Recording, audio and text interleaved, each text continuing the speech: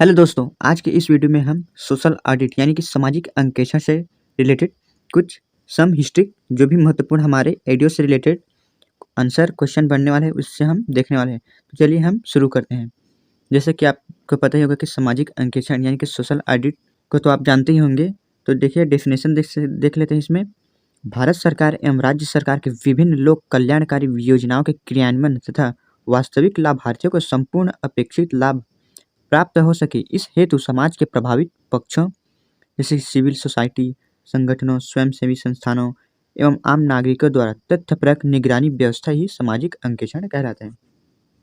मतलब यह है कि हमारे जो ग्राम पंचायत में जितने भी कार्य होते हैं उनको किस प्रकार से उसकी जो देखरेख किया जाए, जो कि ग्राम सभा के माध्यम से ही किया जाता है।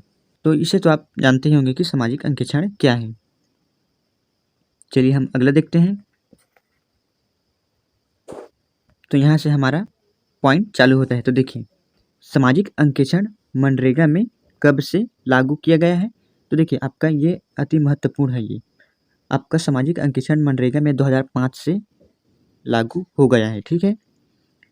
नेक्स्ट क्वेश्चन है, राष्ट्रीय खाद्य सुरक्षा अधिनियम यानी कि नेशनल फूड सिक्योरिटी एक्ट में सोशल ऑडिट को लागू करने के लिए सुप्रीम कोर्ट ने कब मान्यता दी है। तो यहाँ पर देखिए आपका 2017 से आपका राष्ट्रीय खाद्य सुरक्षा अधिनियम में यह सोशल ऑडिट की पूर्ण रूप से स्वीकारा गया है।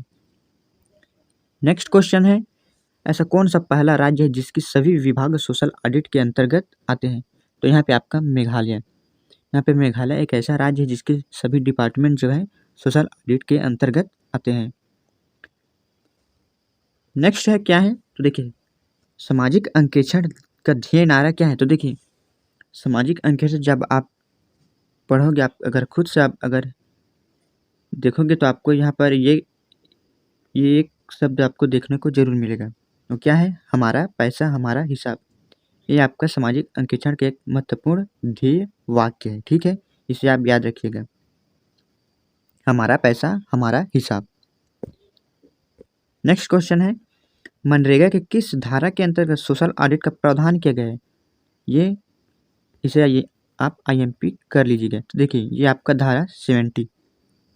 तो धारा 17 के अंतर्गत आपका मनरेगा में जो सोशल ऑडिट का प्रावधान है। चलिए अगला है, ग्राम सभा ग्राम पंचायत के भीतर जो है कार्य के निष्पादन को मॉनिटर करेगी, यह किस अनुच्छेद के अंतर्गत कहा गया है। तो आपका अनुच्छेद 17 1। ठीक है, 17 खंड 1 के अंतर्गत आपका कहा गया है। चलिए अगला देखते हैं हम। यहाँ पर देखिए सामाजिक अंकेक्षण के क्या उद्देश्य है। तो आप इस उद्देश्य को देख सकते हैं। आवश्यकताओं का सही निर्धारण करना, विकासात्मक गतिविधियों को प्राथमिकता पर करना, धनराशि का उचित उपयोग, मतलब जितने भी हमारे जो स्कीम चल रहे हैं उसकी जो धनराशि है कहाँ कहाँ पर इसका उचित तरह से उपयोग हो रहा है या नहीं उसको देखना, निर्धारित लक्ष्य के अनुसार विकासात्मक क्रियाओं का पुण्य किया जाना। मतलब ऐसा नहीं है कि आपको ये काम दिया गया है तो आपको इसे एक महीने या उससे ज़्यादा दिन में, मतलब जितना तक आपको दिया गया है उतना तक आपको पूर्ण करके दिया जाए। नेक्स्ट है सेवा की गुणवत्ता बनाए रखना, योजना में पारदर्शिता एवं उत्तरदायित्व बनाए रखना। ये आपका सामाजिक अंकेक्षण के उद्देश्य है। इसीलिए तो आपको सोशल ऑडिट किया जाता है। ठीक है, ताकि लोगों का जो पैसा है वो सही दिशा में उपयोग हो सके। चलिए हम अगला देखते हैं। तो देखिए आपका 7 नंबर का क्वेश्चन है, ऐसा कौन सा पहला अधिनियम है जिसने सोशल ऑडिट की अवधारणा को स्वीकार किया गया। तो देखिए मनरेगा में सबसे पहले आपका सामाजिक अंकेक्षण को लागू किया गया है। कब से, 2005 से। नेक्स्ट है, मनरेगा के किस अनुच्छेद में कहा गया है कि ग्राम सभा किसी भी ग्राम पंचायत में चल रही सारी योजनाओं का नियमित सोशल ऑडिट करेगी। तो आपका अनुच्छेद 17 खंड 2 में कहा गया है कि जो ग्राम सभा है आपके ग्राम पंचायत में चल रही सभी योजनाओं का सोशल ऑडिट करेगी। ठीक है, अब आपने 17 का जो खंड 1 को तो देखा है, उसमें जो कि ग्राम सभा ग्राम पंचायत में चल रही सारी योजनाओं का भी नियमित निष्पादन मतलब उसको मॉनिटर करेगी। चलिए अगला देखते हैं, आपका 9वां है अनुच्छेद 17 के खंड 3 में कहा गया है कि ग्राम पंचायत की जिम्मेदारी है कि वह सभी जरूरी कागजात मसलन मास्टर रोल, बिल वाउचर, नापी जोखी से संबंधित दस्तावेज, पारित आदेशों की प्रतिलिपि जो है ग्राम सभा को सोशल ऑडिट के लिए उपलब्ध करा जाए। ये भी इम्पोर्टेंट है, इसे भी आप याद रखिए। चलिए नेक्स्ट देखते हैं हम। नेक्स्ट क्वेश्चन है आपका 10वां है, मनरेगा के अंतर्गत साल में कितनी बार सामाजिक अंकेक्षण करना अनिवार्य है? तो यहाँ पर आपको 2 बार वर्ष में सामाजिक अंकेक्षण करना अनिवार्य है।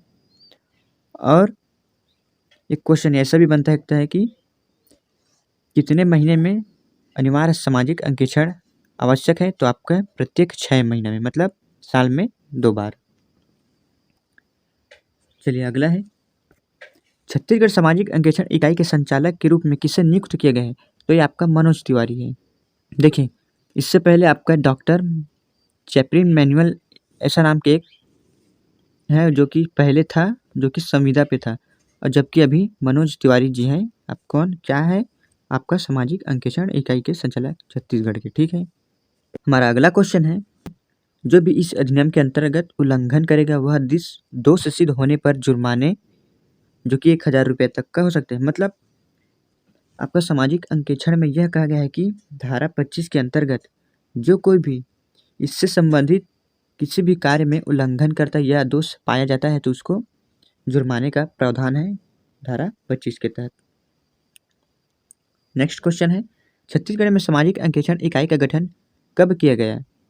तो आपका सितंबर 2013 में सामाजिक अंकेक्षण का गठन किया गया है हमारे छत्तीसगढ़ राज्य में।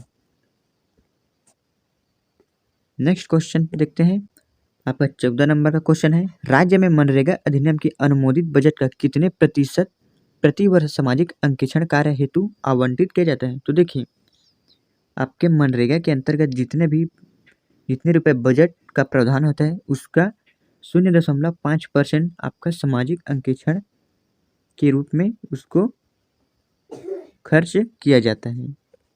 ठीक है, नेक्स्ट क्वेश्चन है, मनरेगा के तहत सामाजिक अंकेक्षण समिति का चयन कौन करता है? तो देखिए मनरेगा के अंतर्गत जो आपका सामाजिक अंकेक्षण समिति का चयन आपका ग्राम सभा करता है। अगला क्वेश्चन है, किस संविधान संशोधन के अंतर्गत सामाजिक अंकेक्षण करना अनिवार्य है? तो यह आपका पंचायती राज अधिनियम 1993 73वें संविधान संशोधन के अंतर्गत सामाजिक अंकेक्षण करना अनिवार्य किया गया है। नेक्स्ट क्वेश्चन है, राज्य स्तर पर सोशल ऑडिट की इकाई को गठित करने व चलाने का खर्च वहन कौन करता है? देखिए राज्य स्तर पर जितने भी अंकेक्षण इकाई बनाया गया है उसके जो खर्च का वहन वह केंद्र सरकार द्वारा किया जाता है, ऐसा अधिनियम में कहा गया है। नेक्स्ट क्वेश्चन है, देखते हैं हम, सामाजिक अंकेक्षण फोरम यानी कि ग्राम सभा की मीटिंग कितने महीने पर अनिवार्य रूप से होनी चाहिए? जैसे तो आपको ऊपर ही बता दिया गया है, 6 महीने में 1 बार आवश्यक है, यानी कि साल में 2 बार। ठीक है, चलिए हम अगला देखते हैं। तो देखिए हम यहाँ पर कुछ प्रीवियस ईयर क्वेश्चन देखने वाले हैं जो कि इससे पहले 2017-2012 में पूछा गया था आपका सामाजिक अंकेक्षण से। तो देखिए क्वेश्चन में क्या बताया गया है कि सामाजिक अंकेक्षण का अधिकार निम्नलिखित में से किसे दिया गया है? तो यहाँ पर आप देख सकते हैं आपका आंसर है आंसर नंबर डी, ग्राम अंकेक्षण दर राज्य सामाजिक अंकेक्षण निदेशालय द्वारा चिन्हित व्यक्ति ग्राम सभा उपरोक्त में से सभी, मतलब आपका आंसर डी उपरोक्त सभी को सामाजिक अंकेक्षण का अधिकार दिया गया है। अगला है, सामाजिक अंकेक्षण में ग्राम सभा की अध्यक्षता कौन करेगा? तो यहाँ पर आपका अध्यक्षता करेगा ऑप्शन नंबर सी यानी कि कार्यक्रम अधिकारी द्वारा नियुक्त सचिव जो है ये आपका ग्राम सभा की अध्यक्षता करेगा। अगला क्वेश्चन है, सामाजिक अंकेक्षण की तैयारी में निम्नलिखित में से किसे शामिल नहीं किया जाता? तो देखिए एजेंडा की घोषणा कम से कम 1 माह पहले, बी है स्थान तिथि समय और जिम्मेदार अधिकारी का नाम सुनिश्चित किया जाना, ऑप्शन सी है सामाजिक अंकेक्षण के वृहद स्तर पर प्रचार, ऑप्शन डी है सभी दस्तावेज ग्राम पंचायत में उस दिन उपलब्ध रहे जिससे लोग उसे देख व पढ़ सकें। तो देखिए यहाँ पर ऑप्शन सी हो जाएगा सामाजिक अंकेक्षण के वृहद स्तर पर प्रचार इसे शामिल नहीं किया जाता है। हमारा अगला क्वेश्चन है, सामाजिक अंकेक्षण का उद्गम किस देश में हुआ? तो ये आपका संयुक्त राज्य अमेरिका में, ऑप्शन सी सही आंसर है। हमारा अगला क्वेश्चन है, मनरेगा की धारा 1 के किस खंड के अंतर्गत सामाजिक अंकेक्षण की व्यवस्था की गई है? तो आपको पता ही होगा, ऑप्शन नंबर सी धारा 17। ठीक है। अगला क्वेश्चन है, मनरेगा के अंतर्गत वर्ष में कितनी बार सामाजिक अंकेक्षण निर्धारित किया गया है? तो है आपका वर्ष में 2 बार, यानी कि प्रत्येक 6 महीने में एक बार आपका सामाजिक अंकेक्षण करना अनिवार्य है। चलिए आज का हमारा अंतिम क्वेश्चन देखते हैं, जो कि आपका प्रीवियस ईयर का है। तो इसमें क्या है, मनरेगा अधिनियम 2005 के अंतर्गत किए गए कार्य की अनिवार्य सामाजिक अंकेक्षण कराने की अवधि क्या है? तो ये आपका आंसर सी है, 6 माह, मतलब 6 माह में एक बार। तो आज का क्वेश्चन आंसर हमारा यहीं तक समाप्त होता है। नेक्स्ट वीडियो में और इससे रिलेटेड टॉपिक हम लेकर आएंगे। तब तक के लिए धन्यवाद। आपको अगर यह वीडियो पसंद आया है तो लाइक, सब्सक्राइब एंड शेयर जरूर करें। धन्यवाद।